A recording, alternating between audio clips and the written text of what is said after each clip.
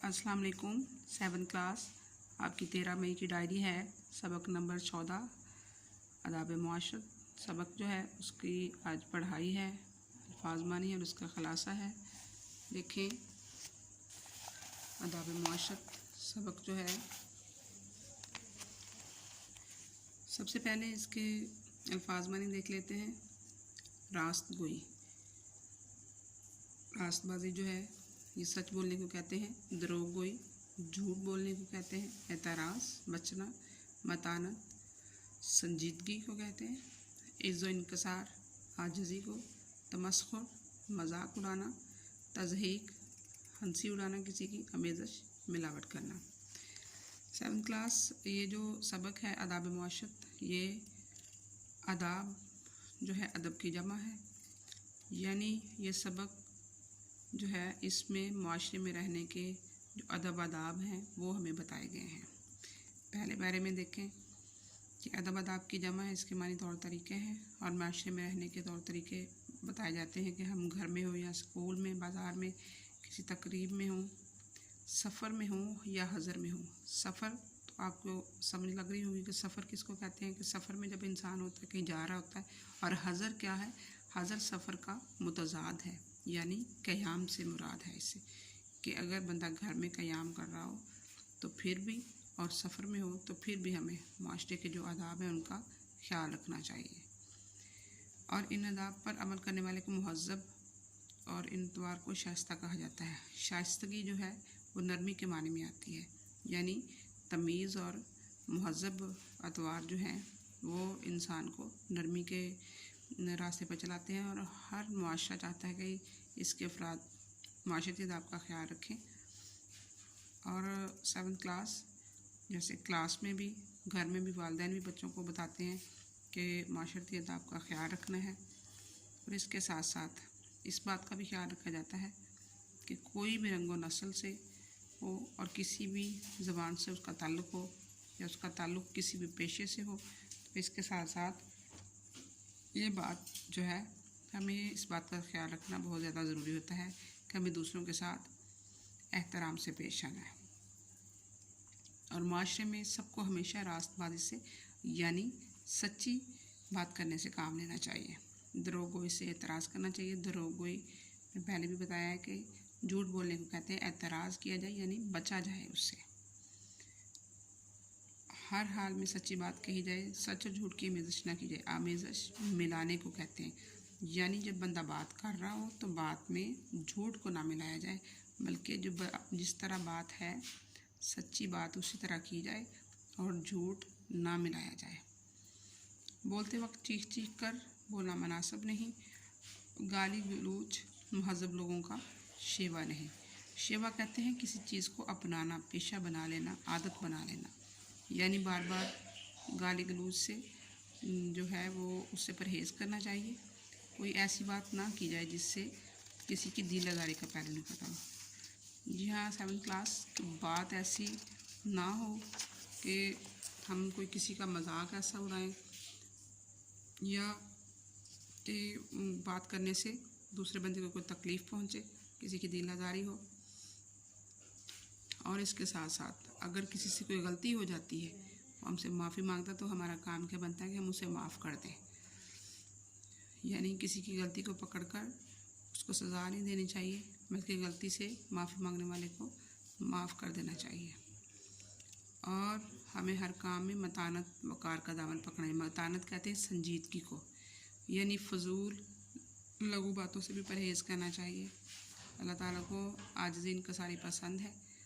और उन लोगों का भी इसमें बताया गया है कि जो साहिब हैसियत है, यानी आमतौर पर लोग पैदल चल रहे होते हैं और कई लोग जो है वो गाड़ी में सवार होते हैं, अपनी सवारी पे होते हैं, मोटरसाइकिल पे सवार होते हैं, तो उनको क्या करना चाहिए? आदाब माशरत में इस बात का ख्याल रखना चाहिए कि जो लोग पैदल चल रहे हैं उनका ख्याल रखा जाए। कहीं बारिश वगैरह का पानी खड़ा है तो पैदल चलने वाले जो हैं उनके ऊपर जो गाड़ी चलाने वाले हैं या मोटरसाइकिल वाले हैं इस कदर ज़ोर से गाड़ी वगैरह ना चलाएं कि उनके ऊपर छींटे पड़े। इससे उनको अज़ियत का वो शिकार होंगे और उनकी दिल आज़ारी भी होगी, यानी उनके दिल में ये भी आएगा कि हाँ कि वो गरीब है, उसके पास गाड़ी नहीं है, मोटरसाइकिल नहीं है, तो जिसके पास है उसको इस बात का ख्याल रखना चाहिए। और मुसलमान जो है आपस में भाई भाई हैं, तो एक दूसरे के दुख दर्द में भी शरीक होना चाहिए और दुख दर्द को महसूस भी करना चाहिए। अगर कोई भाई जो है मुसलमान भाई किसी वजह से परेशान है, कोई उसको बीमार है, तो ख़ुसूसी तौर पर हमसाए जो हैं, क्योंकि हमसायों का हक एक दूसरे पर बहुत ज़्यादा होता है, और हमसाया माँ जाया होता है।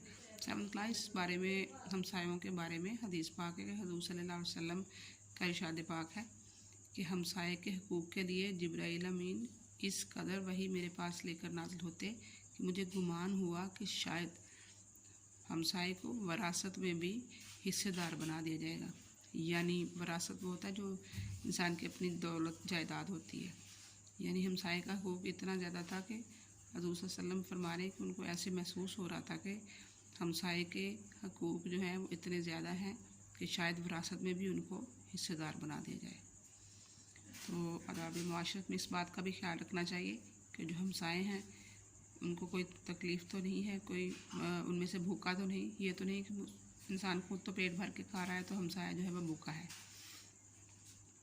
और माशरे के आदाब में इस बात का भी ख्याल रखना चाहिए कि किसी का मजाक ना उड़ाएं, किसी के कद की वजह से, किसी के रंग की वजह से, किसी भी जो खामी है उसकी वजह से उसका मजाक न उड़ाएं, क्योंकि हदीस पाक है कि किसी काले को गोरे पर और किसी गोरे को काले पर कोई फ़ौक़ियत नहीं सिवाय तक़वा और परहेज़गारी से।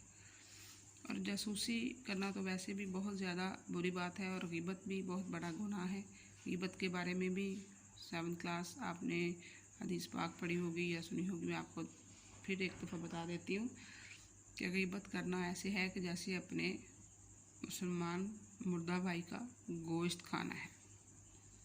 यानी जब बंदा किसी की ग़ीबत करता है तो वो इस कदर बुराई करता है। और एक दूसरे से मुलाकात के वक्त नेक जज्बात का इजहार करना चाहिए। इस्लाम का बहुत ज़्यादा सवाब है, बहुत ज़्यादा फ़ायदा है। उस वजह से भी बताया गया है कि जब किसी के घर में दाखिल हों तो सलाम करके इजाज़त ले के दाखिल हों, वैसे उसके दाखिल ना हों।